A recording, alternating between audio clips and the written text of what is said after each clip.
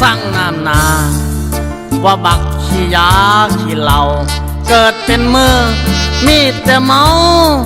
เขาเว้าจนว่าลืมหูผู้สาวบ่มักเขาสั่งข่อยก็หูชีวิตเป็นอยู่เลาะบ้านเมาเช้าเมาเย็นบ้านได้มีงานเขามีการกินเหล้าข่อยก็ไปนั่งเฝ้าเมาม่วงให้คนเห็นน้ำบ่เคยอาบไผมาใกล้ก็เธอกินเหม็นประเภทเหล้าบ่ซื้อบ่เซ็นว่าแต่เห็นขอกินบ่เศร้าเมาได้เมาดีขอเอาดีกีเป็นหลักคำที่ข่อยมาคือคนเอิ้นบักขี้เหล้าลูกเมียบ่มีก็ย้อนจังสิไผสิมาเอา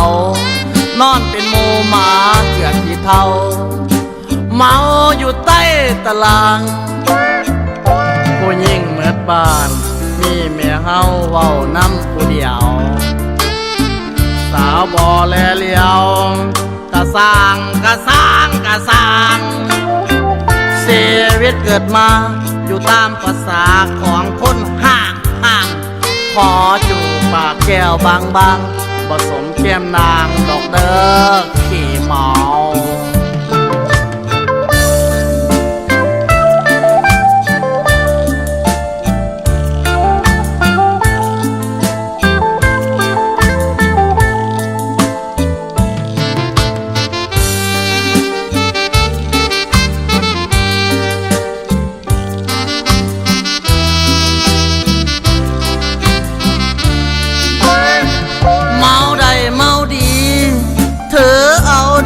เป็นหลัก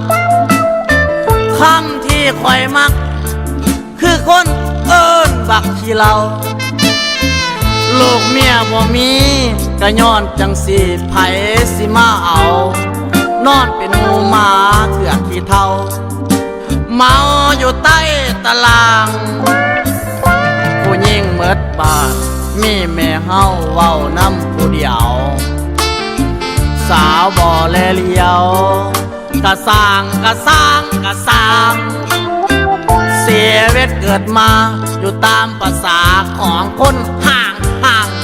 ขอจูบปากแก้วบางผสมแก้มนางดอกขี้เมา